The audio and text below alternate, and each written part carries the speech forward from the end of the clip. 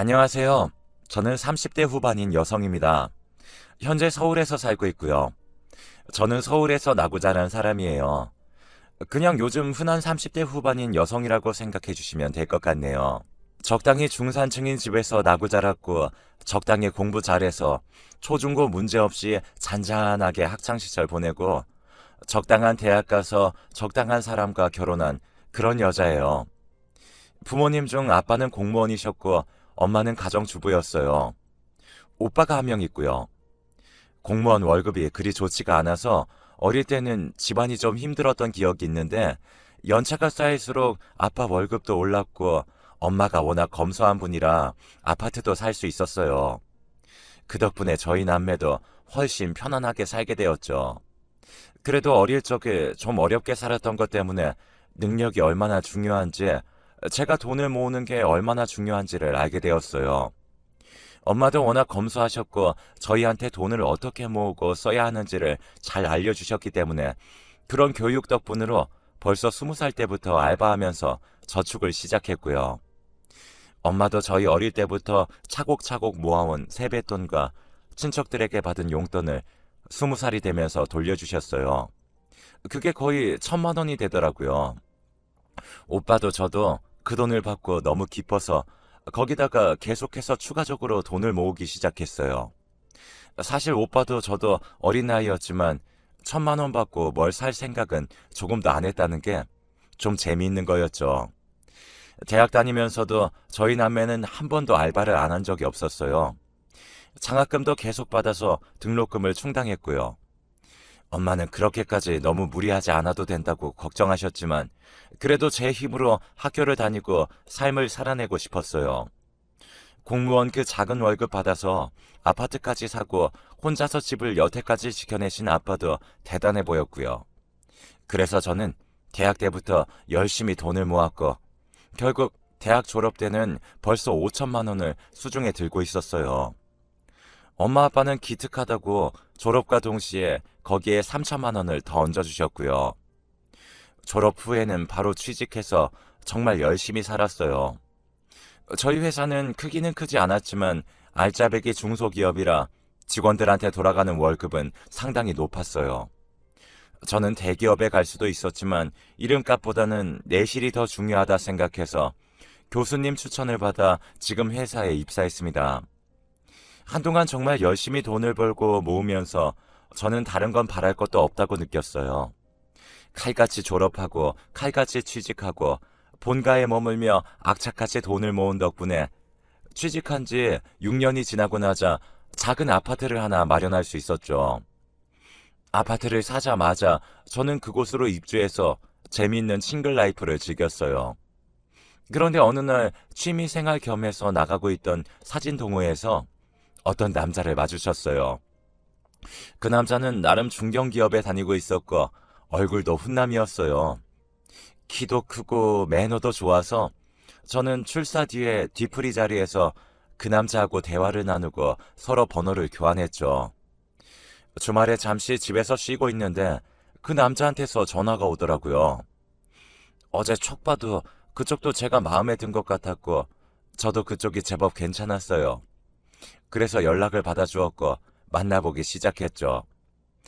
그때 제 나이가 벌써 20대 후반이라 결혼할 때가 되긴 했다고 생각이 들었거든요. 별로 외롭진 않았지만 결혼을 하는 쪽에 돈도 더 잘 모이고 제대로 된 가정을 이룰 수 있을 것 같았어요. 그 남자는 괜찮은 중견기업에 다닌다는 것에 매우 자부심이 있는 사람이었고 제가 이름 없는 중소기업에 다니니까 그걸 좀 마음에 안 들어하는 눈치였어요. 하지만 처음에만 그랬고 여러 번 만나면서 저를 무척 좋아한다는 게 느껴졌기에 그에 대한 섭섭함은 그냥 묻어둘 수 있었죠. 그래서 만난 지 1년 만에 결혼하기로 결정했어요. 그때 제 나이가 딱 30이었는데 일단 사회에서 말하는 결혼 정년기가 간당간당한 때였기 때문에 빨리 결혼을 진행하자는 이야기가 나왔어요. 그래서 한 번도 만나 뵙지 못했던 시어머니를 상견례하기 직전에 처음으로 뵙게 되었는데요. 어머, 이쪽이 우리 아들이 사귄다는 아가씨군요. 이렇게 처음 만나게 되었네요. 네, 제가 찾아뵈었어야 했는데 워낙 바빠서요. 죄송해요, 어머님. 아니, 괜찮아요. 그보다 아가씨가 그렇게 알뜰살뜰 하다면서. 아, 뭐 좀 그런 편이죠. 그 사이 어머님께 남자친구가 제 자랑을 늘어놓은 모양이더라고요. 검소하고 절약하는 걸 장점으로 알아주시는 분인 것 같아 저는 기분이 좋았어요. 사실 요즘은 그렇게 아끼고 사는 걸 좋은 점이 아니라 구질구질하다고 생각하는 사람들도 있잖아요. 그런데 어머님은 아주 재미있다는 듯한 얼굴이었어요. 중소기업 다니면서 벌써 아파트도 샀다면서 월급도 몇 푼 안 될 텐데 아유 푼돈 뭐 아파트도 마련하고 진짜 알뜰살뜰 능력 좋네. 뭔가 어감이 그리 기분 좋지 않았어요. 같은 말이라도 좀 더 사람 기분 안 나쁘게 표현할 수 있을 텐데 월급 몇 푼에 푼돈이라니. 게다가 묘하게 아파트에 방점이 찍히는 것 같아서 미묘했죠. 하지만 그 외에는 시어머니가 전혀 별다른 면을 보이지 않아서 트집을 잡을 수가 없었어요. 그런데 결혼 진행하면서 한 가지 더 알게 된 게 있는데 바로 남자친구가 모은 돈이 별로 없다는 거였죠. 남편은 저보단 월급이 적었지만 나름 보수가 좋다고 알려진 중견기업에 다녔는데 이미 10년 차에 가까워지고 있는데도 거의 돈이 없었어요. 결혼식을 진행하고 나면 남는 돈이 거의 없을 정도로요. 저는 결혼 날짜를 잡고 청첩장을 돌리고 웨딩홀까지 예약하고 나서야 그걸 알아서 너무 황당했어요. 아니 그러면서 그렇게 화려한 웨딩홀을 예약까지 하자고 한 거였어? 신혼여행은 북미로 한 달 가져가 한 것도 그렇고 뭐 어때? 인생에 한 번 하는 거잖아. 돈이 없을 땐 없더라도 즐길 땐 즐겨야지. 뭐가 문제야? 모으면 되는 거지. 우리 집은 어쩌고? 자기 아파트 있는데 뭘? 당연하잖아. 남자친구는 당연히 제 아파트에서 들어와서 살 생각을 하고 있었어요. 저는 너무 당황해서 한숨이 푹푹 나왔지만 그렇다고 결혼을 파할 수는 없었죠. 이미 친정 부모님은 너무 들떠서 기뻐했고 아빠 직장까지도 전부 제 결혼 소식이 알려진 상태였거든요. 진짜 파혼하고 싶었는데 할 수가 없어서 저는 우울해진 채로 한숨을 쉬었어요. 남자친구는 제가 신부라서 예민하고 우울해한다면서 장난스럽게 놀리기나 해서 정말 속이 뒤집어질 것 같았죠. 그리고 우리는 결국 결혼했어요. 제가 악착같이 주장해서 북미 신혼여행 한 달은 취소를 했지만 웨딩홀은 취소가 안 돼서 그대로 진행이 됐죠. 고급 웨딩홀에 생화 가득한 가운데서 모래라도 씹은 듯한 얼굴로 남편은 쳐다도 보지 않는 제 얼굴이 결혼사진에 여전히 남아있어요. 지금 봐도 정말 어지간히 결혼하기 싫어했나 보다 싶을 정도의 얼굴이었죠. 하지만 어쨌든 저는 일단 진행된 일은 끝까지 잘 진행하자는 쪽이었고 그래서 이미 한 결혼, 시댁이나 남편과도 잘 지내보고 싶었습니다. 뭐 남편은 괜찮았어요. 철이 좀 없고 돈 아낄 줄 모르는 사람이라 저하고 많이 싸우긴 했지만요. 남편은 이미 제가 제 명의로 아파트를 갖고 있는데 돈 좀 쓴다고 무슨 상관이냐는 태도였고 저는 그래도 우리가 알차게 모아서 아이 낳으면 더 큰 아파트로 갈아타야 한다는 입장이었죠. 좀 고집스러운 데가 있긴 했지만 그 외에는 전 특별하게 간섭하지 않기로 했고요. 그런데 문제는 시댁이었어요. 시어머니를 처음 뵈었을 때 쎄한 기분을 느꼈던 게 일종의 신호가 아니었나 싶을 정도로 성격이 이상했죠. 진짜 그냥 이상하다는 표현밖에 할 게 없었어요. 시어머니는 제가 회사 다니는 걸 알면서도 저한테 시댁 집안일을 시키고 싶어 하셨어요. 걸핏하면 끝까지 중소기업, 끝까지 돈 또는 월급, 푼돈이라고 하면서도 저한테 때만 되면 용돈이나 선물을 바라셨고요. 그리고 걸핏하면 친구분들의 며느리와 저를 비교했어요. 처음엔 그래도 이해했죠. 며느리 음식 드시고 싶었을 수도 있죠.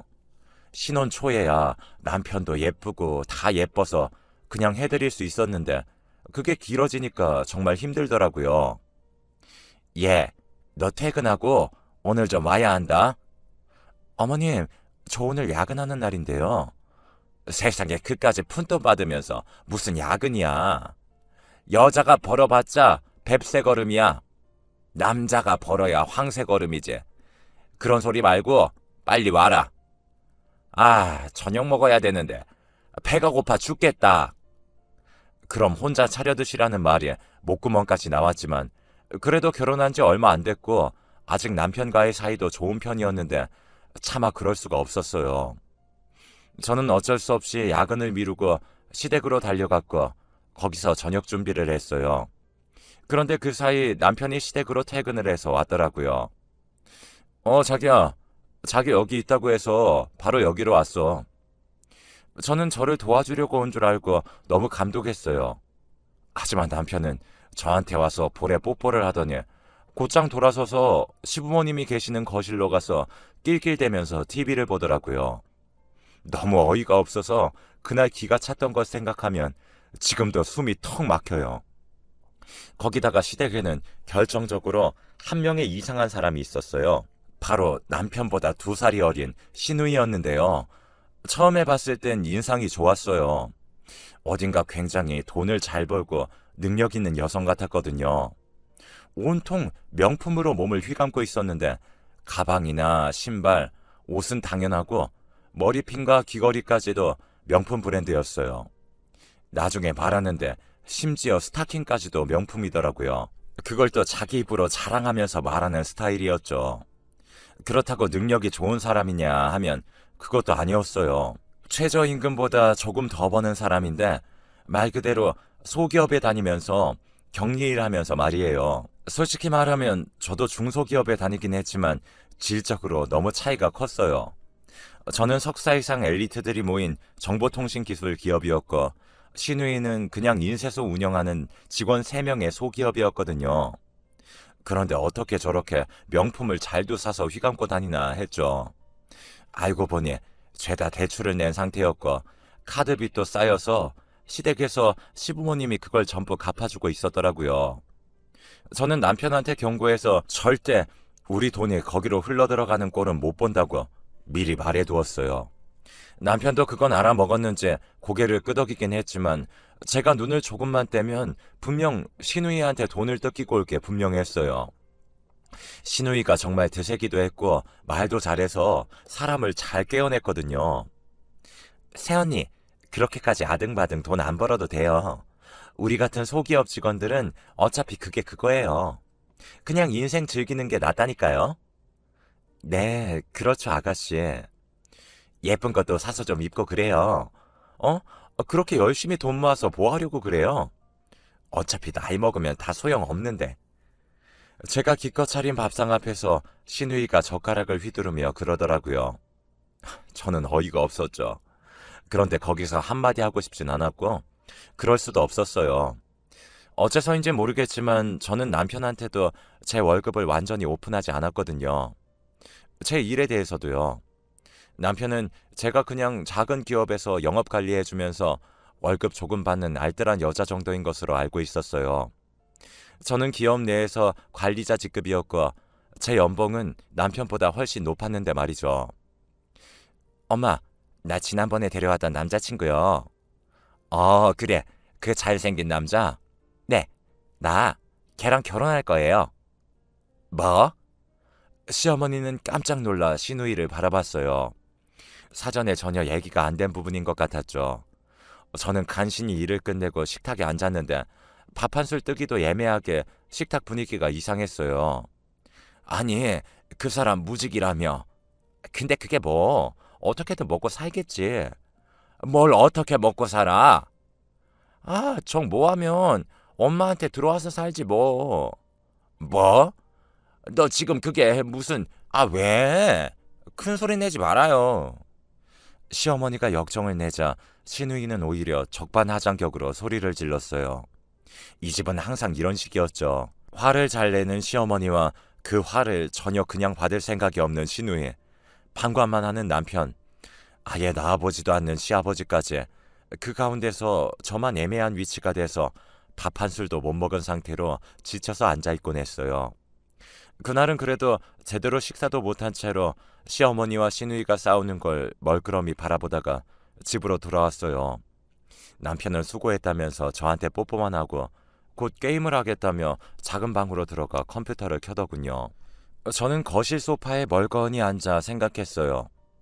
아니 이게 대체 다 무슨 일인가 싶더라고요. 저는 알콩달콩 행복한 결혼 생활을 꿈꾸면서 어려운 세상 동반자를 찾으려고 결혼했는데 그냥 시댁 노예가 된 것 같았어요. 그리고 문제는 그 후였죠. 그로부터 며칠 지나서 출근해서 일하고 있는 도중이었어요. 시어머니한테 전화가 오더라고요. 예, 지금 전화할 수 있니? 네, 말씀하세요. 전과는 다르게 이상하게 시어머니가 뜸을 들이시더라고요. 저는 무슨 일인가 싶고 어제 야근도 못해서 빨리 밀린 일을 해야 하는데 싶어서 속이 탔죠. 그러더니 시어머니가 그러시더라고요.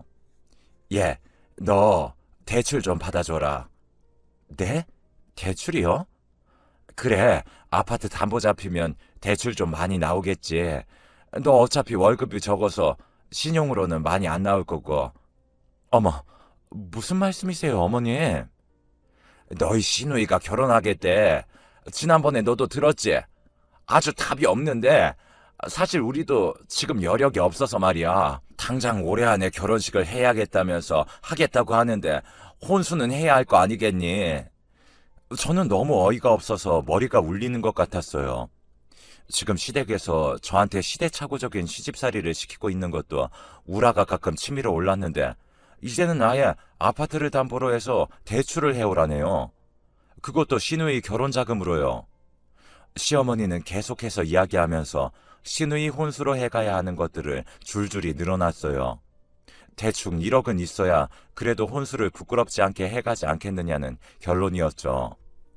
저는 잘 듣지도 않고 그냥 멍하니 있다가 대답했어요. 아니요, 어머님, 그건 안 돼요. 뭐? 너 대체 지금 그게 무슨 소리니, 얘? 안 된다고요. 제가 아파트 하나 사려고 얼마나 노력을 했는데.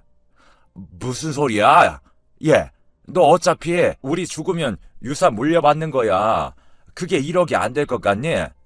어쩜 그렇게 애가 앞을 못 내다봐? 아니요. 저는 나중에 물려받는 것보다 지금 제 손에 있는 아파트가 더 중요해서요. 너 무슨 말버릇이 그러니? 넌 어쩜 그렇게 이기적이니? 너 오늘 집에 와라. 와서 이야기하자. 저는 그냥 거기서 전화를 끊어버렸어요. 머리가 아파서 하루 종일 일은 전혀 하지 못한 채로 저는 그냥 시댁이 아닌 집으로 가버렸어요. 그래도 계속해서 시댁과 잘 지내보려고 노력을 엄청나게 했는데 이제 더는 못하겠다는 생각이 들었죠. 제가 여태까지 열심히 노력해서 모은 돈은 그냥 재산이 아니라 제 인생의 성취가 됐어요. 그런 걸 갚겠다고 빌려달라는 것도 아닌 그냥 달라는 거였죠. 이걸 담보대출 받아서 시누이한테 주고 그걸 우리한테 갚으라는 거였어요. 집에 갔는데 핸드폰이 울리고 집 전화도 울리더군요. 저는 머리가 아파서 그냥 소파에 앉아 전화를 전부 무시했어요. 곧 남편이 퇴근해서 집으로 오더군요. 자기야, 엄마가 우리 집으로 오라고 하던데 왜 여기 와 있어? 나한테 신경질 내면서 자기 찾으러 오라고 하잖아. 남편이 못마땅한 목소리로 말했어요. 저는 그래도 남편은 제 편을 들어줄 줄 알았어요. 아니, 그까짓 담보대출 좀 받아주면 되잖아. 그것 때문에 삐져서 이러고 있는 거야? 그까지? 우리 이 아파트뿐이야. 이거 날아가면 어쩌려고? 날아가긴 뭐가 날아가. 그냥 갚으면 되잖아. 내 월급으로 생활 충분히 하니까 당신 월급으로 갚으면 뭐 세월 좀 지나면 갚아져 있겠지. 아, 그냥 해줘. 내 동생이랑 엄마 화나면 골치 아프고 상대하기 귀찮아. 남편은 양말을 아무렇게나 벗어서 빨래 바구니 쪽으로 던져놨어요.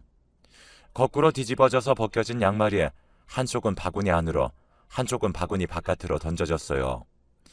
제가 그렇게도 양말 제대로 벗어서 바구니 안에 넣으라고 결혼한 이후 내내 이야기했는데도 조금 더 변함없이 남편은 지금까지도 저러고 있었어요. 그 순간 저는 결론을 내렸어요. 나 못해. 못한다니? 그럼 안 되지. 나랑 살려면 해야지. 뭐?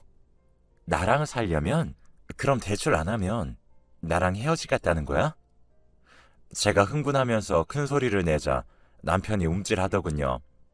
저는 여태까지 남편한테 제대로 화를 내본 적이 없었으니까요.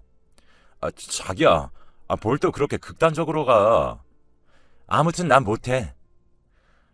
그러지 말고. 그러면 내 동생 결혼 자금 당신이 어디서 구하든가. 저는 깊이 한숨을 내쉬었어요. 더는 견딜 수가 없었죠. 아니, 돈은 당신이 구해와야지. 당신 동생이잖아. 뭐? 당신한테도 신우야. 당신은 걔 새언니라고. 아니, 더는 새언니 아니야. 난 당신하고 이혼할 거니까. 그 말에 남편이 멍해지더니 곧 얼굴이 시뻘겋게 달아오르더군요. 지금 무슨 소리 하는지 알긴 아는 거지? 제정신이야? 지금 대출 받기 싫다고 나랑 이혼한다고? 그래. 당신이 남편이면 나한테 이러면 안 되는 거야. 그까지 쥐꼬리만한 월급 받아서 앞으로 어쩌려고? 나 같은 남자하고 헤어지고 중년되고 늙어서도 그 작은 기업에서 써줄 것 같아? 늙은 여자를? 남편이 흥분해서 막말을 하기 시작했죠. 저는 제가 결혼을 한 사람이 이런 사람이었구나 싶어서 무척 허탈해졌죠. 본인보다 능력이 없다고 생각되니까, 그리고 제가 헤어지겠다고 하니까 저런 소리를 하는구나 싶어서요. 나도 당신하고 이혼할 거야. 뭐 나는 당신보다 예쁘고 어린 여자 없어서 이러고 사는 줄 알아? 회사의 여자 직원들이 날 얼마나 좋아하는지 알아? 남편은 화를 내면서 집을 나가버려서 그날 외박을 했죠.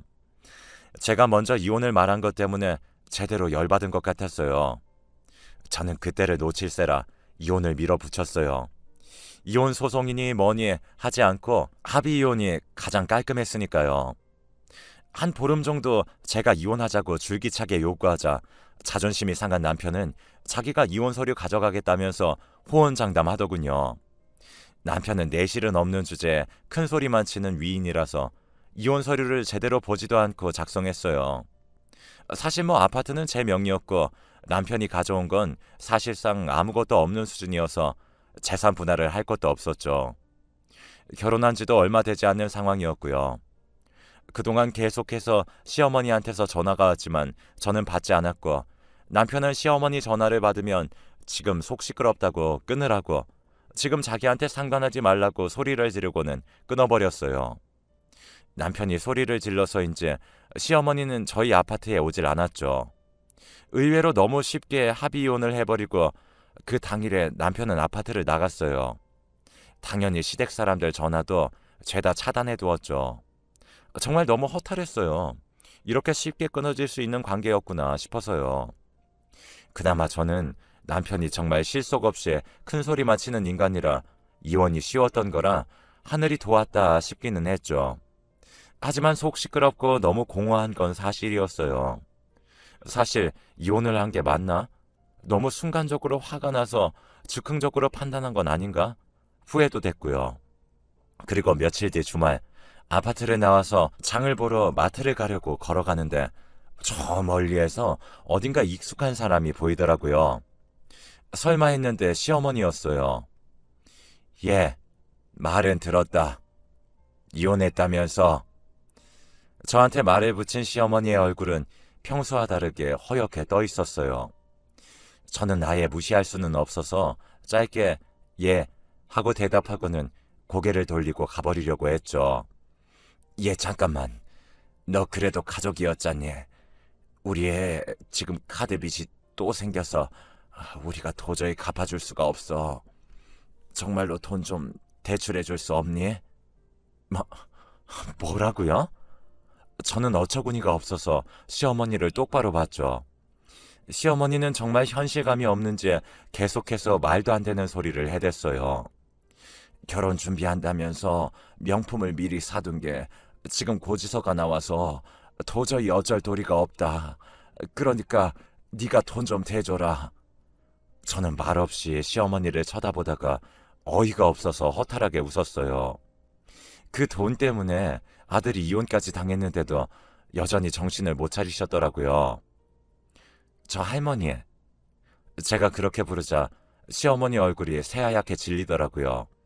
너 무슨 말버릇이에. 이혼 도장 찍고 다 끝났는데 뭐라는 거예요? 진짜 제정신이 아닌가 봐. 뭐? 다시 오면 경찰에 신고할 거예요. 저는 시어머니, 아니, 그 할머니한테 경고조로 말하고 그대로 걸어가 버렸어요. 뒤에서는 시어머니가 석상처럼 굳어버려서 꼼짝도 못하고 있었죠. 시어머니의 방문 한 번으로 내가 과연 이혼을 잘한 건가 하는 후회 한 조각은 깨끗하게 사라져버렸어요. 그 후 몇 달이 지나서 전 남편한테도 연락이 여러 번 왔어요. 자기네 집이 지금 넘어가게 생겼으니 돈 좀 대출해서 달라고, 네가 이럴 수 있냐고, 그런 이야기들이었죠. 찾아오기도 했는데 당장 경찰을 불렀더니 다시는 오지 않더군요. 그래서 그 후로는 저 혼자 지내고 있답니다. 열심히 모은 돈 덕분에 아파트도 좀 더 큰 곳으로 옮겼고요. 뒤돌아보면 그때 탈출을 정말 극적으로 시원하게 했다는 생각이 들어요. 아마 이혼하지 않았다면 계속해서 등골이 빠지고 있었겠죠. 자, 들으면서 재밌으셨나요? 제 이야기는 여기까지입니다. 별거 아닌 사연이지만 부디 즐거운 시간 보내셨기를 바라면서